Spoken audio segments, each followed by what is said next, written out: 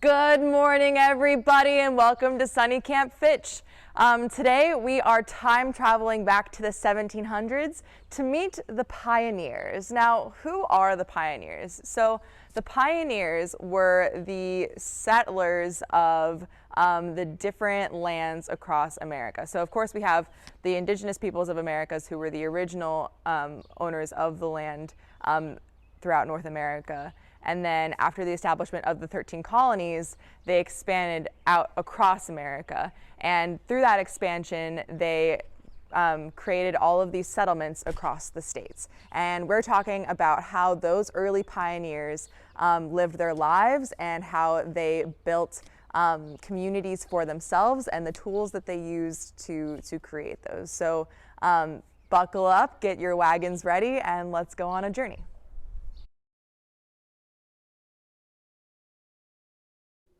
All right, you guys, and so now we are going to talk about how the pioneers managed to build their colonies, managed to build their communities up, their homes, their barns, their wagons, like how they constructed everything, and what did they use? What do you think that the pioneers used to build those things? Bulldozers, cranes, electric saws? The answer is actually none of those, because back in the 1700s, they didn't have any of those amazing gifts that the Industrial Revolution provided us to be able to produce these things with little effort. So they had to use a lot of different hand tools and pure brute force to shape things. So today we are going to talk about what those different tools are and how they use them and what they look like. So what kind of things do you think the pioneers would be building in the first place?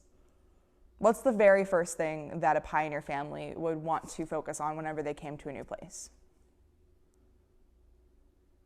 So, if you guessed home is a pretty good guess. But what happens with all of your livestock? If you had like some oxen with you and maybe even some like sheep, like how would you keep them? Most pioneer families actually started off with building their barns first, because if they built their barn, they had a place to put all of their animals safely into, and then they could sleep in the barn with the animals while they were building their home. So most places, because their farm and their livestock were their source of livelihood, it was their source of money and their source of goods, they would prioritize building a safe place for those things first.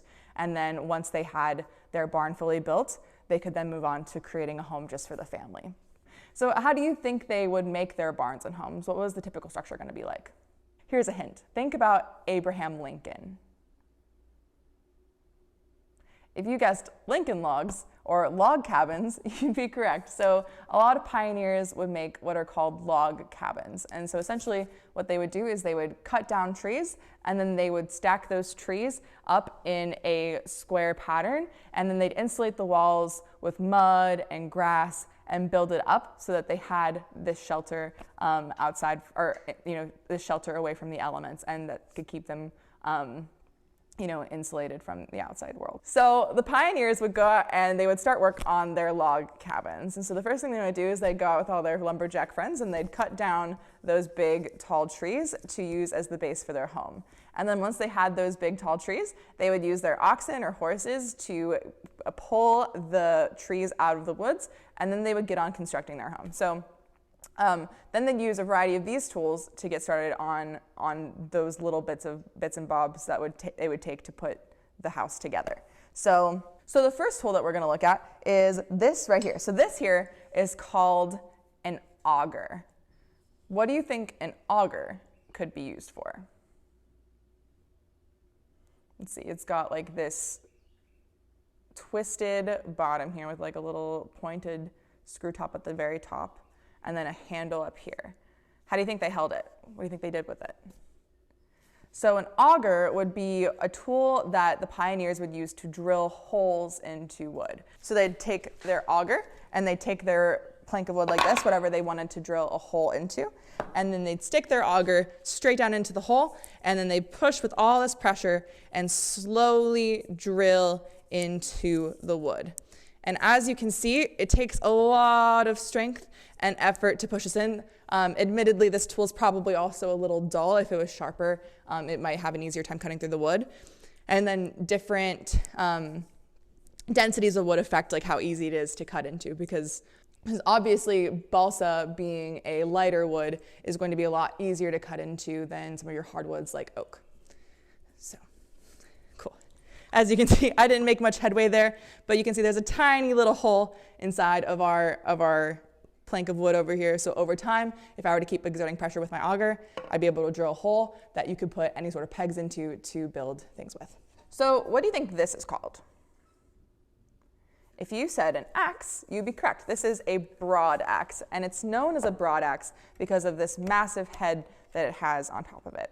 Now, what do you think this broad axe would be used for? We've pulled our trees out of the forest, and now we're getting started on building our log cabin. Think about Lincoln logs if you've ever played with those. You know the notches in Lincoln logs? So the actual process of cutting those notches into the wood is called hewing. That's H-E-W-I-N-G. And hewing is when you take like a broad axe like this, and you can use it to carve out those notches into the logs. That then would allow you to stack your logs on top of each other and fit them together like joints. So this is a broad axe. If it's a cutting tool, it'll be shaped to cut on both sides. So it'll have like this, it'll come to a point. But with a shaping tool, there's typically one end is meant for cutting or is meant for the shaping, and the other end is completely flat. So to show you what I mean, because I don't know if I explained it very well. This is a shaping tool because it has this really flat edge right here, and then this bit right here is rounded off to be a cutting part. So this is essentially a shaping tool. So let's compare the broad axe to this little guy right here. Any idea what this is called? If you said hatchet or tomahawk or hand axe, you'd be correct. So this is a hatchet or a tomahawk or a hand axe, and essentially this is used for cutting, and it's typically meant for more precise woodworking that can be done with one hand. So a lot of your like smaller household furniture could be cut with a hand axe like this, and we can tell that it's meant for cutting because in comparison with the broad axe, both sides are rounded up, so it kind of makes like a triangle point. So I'll show you. If you look at it closely, you'll see that both of the edges have been shaved so that, or sharpened so that they create a point up top. So this one is meant for cutting, not for shaving. Another cool thing about the hand axe is it's also one of the oldest tools in human history. It's been used over the last 1.4 million years, which is pretty cool. So this is a handy little gadget, and a really cool thing that you can do with it is throw it into targets. So do you want to see us throw a hatchet? Sweet. Let's take it outside, and we'll take all the other tools with us so we can learn about those next. Let's go. Don't try this at home, kids. It's going to make your parents very upset with you if you do. But for hatchet throwing, what we're going to do is we're going to grab our hatchet, we're going to grab it towards the bottom of the handle, and then we're going to get a nice wide stance.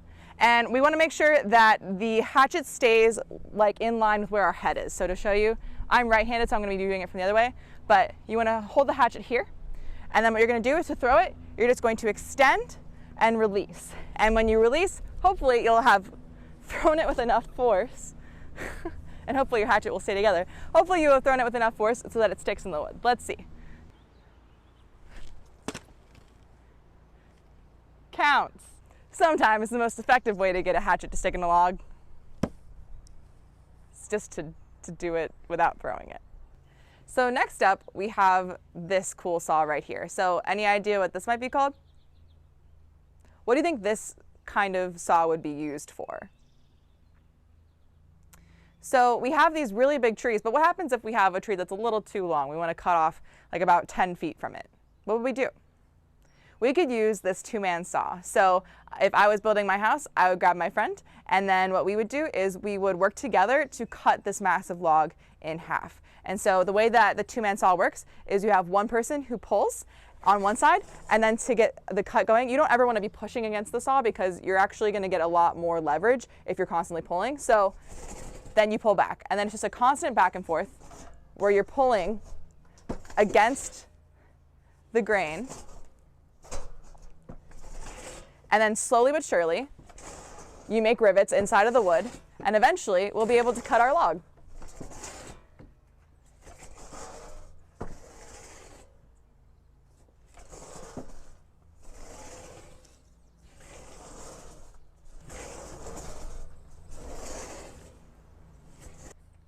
So now, next on the list, we have a toe adze. Any idea what this tool might be used for? Let's take a look at the blade and see if we can guess. So looking at this blade, do you think that this is used for cutting or shaping? We have a flat edge here and a rounded edge here. So if you said shaping, you're correct. So this toe adze here, what kind of shaping do you think that this would be able to do? So let's say we have a bunch of logs, right? But now we want to flatten our logs out a little bit, and we want to make some wooden planks so that we can build like a dresser, or so that we can build a table, something like that. We need to flatten out a round surface. So we can use a toe adze to create that flat effect. So what you do is you get your log like this, for example. You grab your toe adze, and then you slowly chip away flat against your wood. Now you want to be really careful here, and you want to make sure that you don't, whenever you're using this tool, you want to make sure that you're keeping your foot slightly above the blade, so that you're not running the risk of jamming like your shin or jamming your toe. You want to kind of keep your foot hovered over, and you're just keeping it flat, and you're slowly shaving chunks of wood off of the log to flatten it. Pretty cool. All right, next up, we've got this pair of tools right here. Any idea what this could potentially be used for? So if you look closely here, let's look at this blade. What kind of blade do you think this is? A cutting blade or a shaving blade? Any idea? If you said a cutting blade, you'd be correct. So this tool right here is called a froe. And then this is called a maul. M-A-U-L, not M-A-L-L, like all those shopping malls that you're probably thinking of. So what you do is you take your froe and you take your maul, and you can actually use these things to split wood. So I have this plank of wood here, and I really want to make some shingles for my log house now. And so the way that I'm going to cut my shingles out is I'm going to take my froe, and I'm going to put it where I want to split my wood in half. And then I take my maul, and I'm going to hit back and forth until I can get my froe into my log. And it can take quite a bit of effort. But over time, you'll see that eventually I'm able to get the froe to stick into the wood. And I'll make these rivets where I can eventually split the wood in half. But if you look, you can see right there, I've got a nice rivet forming. So pretty cool.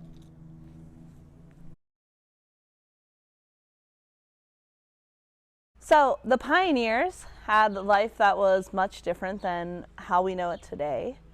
In fact, a lot of pioneers had a cow to sustain their lifestyle. Do you ever think about how much work a cow is to take care of?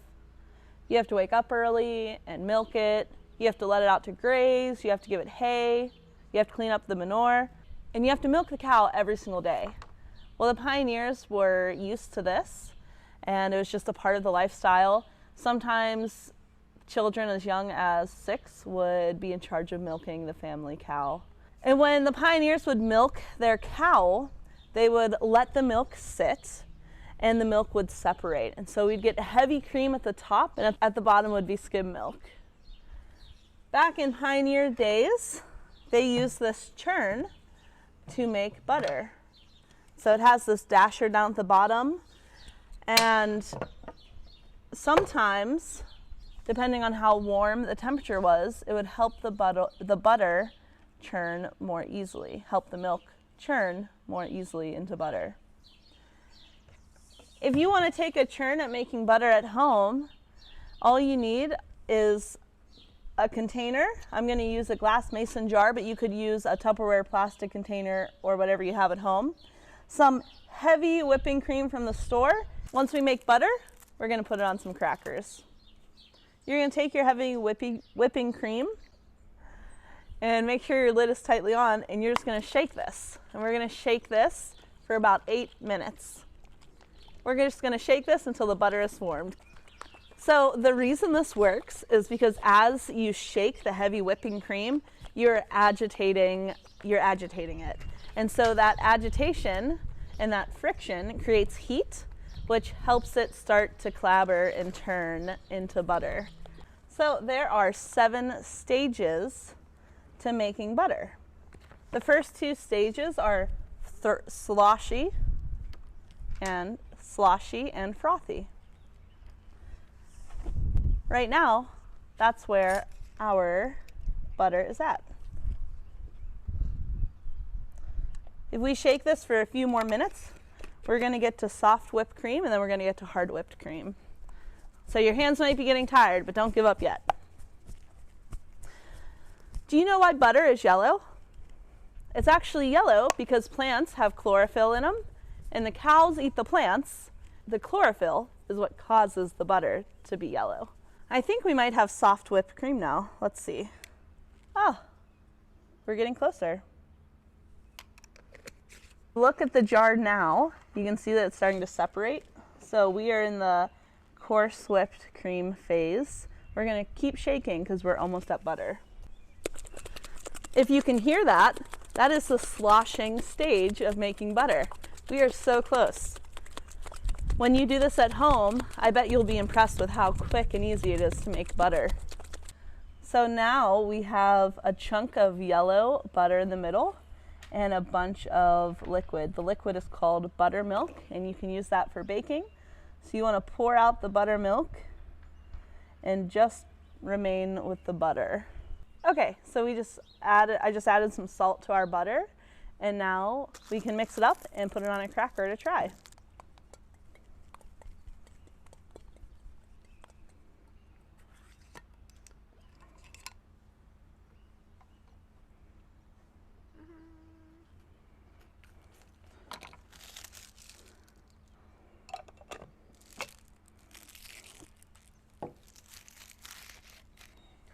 So now let's go ahead and try it on our cracker.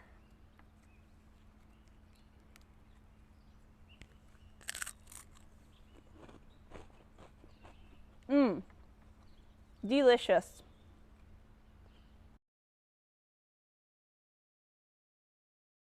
So when we think of the pioneers, there's a lot of things that come to mind, right? We think of all the tools they have to make and how they make food and houses and things like that. But one thing that we tend to forget and we usually take for granted is how easy electricity makes everything for us. When we walk into a dark room, we simply just flip a switch and the whole room is illuminated for us to do whatever task we need to do in there. It wasn't so easy for the pioneers. The pioneers couldn't just walk into their log cabin and turn on the light switch or turn on a lamp or even turn on a flashlight. So how do you think that they would illuminate their log cabins and, keep light throughout their house so they could do the things they needed to do? Well, there's a few different ways they would do this. In the colder winter nights, they would usually have a fire going, and this fire would not only keep them warm, but it would also provide some light. But when they were not building, when they did not have a fire going, something that was easier to, make mobile and take from room to room would be a candle. And I'm sure you all have candles at home, and just like you do, the pioneers used the candles throughout their house to illuminate it. And the only difference was they couldn't go to the store or Bath and Body Works to buy these candles. They had to make them on their own. And this was, a very time-consuming task, and they would usually wake up early and start to get everything ready. And how they would do this was, there's a few different options of how you can make candles. There's the option of collecting animal fat from all of the lard used throughout the year, and they would collect that in a barrel. And that's actually the method we're gonna use today. They would also use, if some of the more well-off pioneers could use beeswax from the honeycomb that they would have outside. So what we're gonna be stimulating today is using the animal fat. We actually have wax melted in this crock pot here. So if you wanted to try this at home, you would just need to get a parent to give you the supervision and hook up the crock pot for you and help you to make sure that's all safe. But what I'm going to demonstrate is what usually the pioneer women and children would do during the evenings. So they would go and they would take the animal fat or the lard from these barrels, and they would melt it down. And there was two different methods that they could have used to make these candles. They could have used the dip method, which is what I'm going to show you today. So I'll get into that in just a second. Or they could have used the molding method, where they would create molds and pour the animal fat into the mold so the candle would take shape. What I'm going to show you today is the dipping method.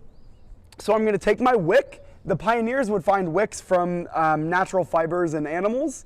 And it's very simple. They would be about this long, and the goal is to not let them get any thicker than an inch in diameter, which is about the size of your thumb in diameter. So when they were making these candles, they would make a bunch of them, and they would all be about this size and about the diameter of my thumb. It was a large process to make these candles, so they would use their candles sparingly. It was very time consuming to make them, and they usually burned very quickly once they were made due to the animal fat. So a household of pioneers could go through about 400 candles in 1 year. That's a lot of candles to make. So they made sure that when they were making their candles, they used them sparingly and only when they absolutely needed to. So what I'm going to show you guys today is how to make your own candle. So what we do is we have our melted wax right here in the crock pot, and we also have our cool water in this tin here.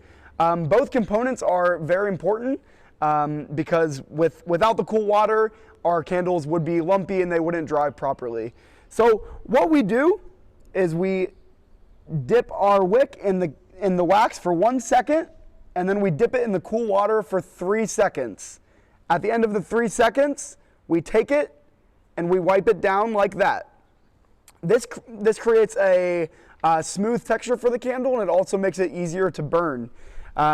If you leave it in the wax for too long, the wax will not build up, it'll just fall right off. So the key is to dip it in the wax shortly and then dip it in the water for a little more extended time.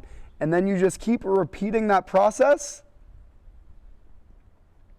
And the cool thing about putting it in the water is it makes the hot wax or animal fat very cool to the touch. So normally you would have to be very careful with touching hot wax because it is hot and it could burn your fingers. But when you dip it in the water, not only does it help the texture of the candle, but it also makes it easy to touch and pat down. And so the wax that we use here at Camp Fitch is paraffin wax. So it is not animal fat. It is wax, paraffin wax that we have put dye in to make it blue.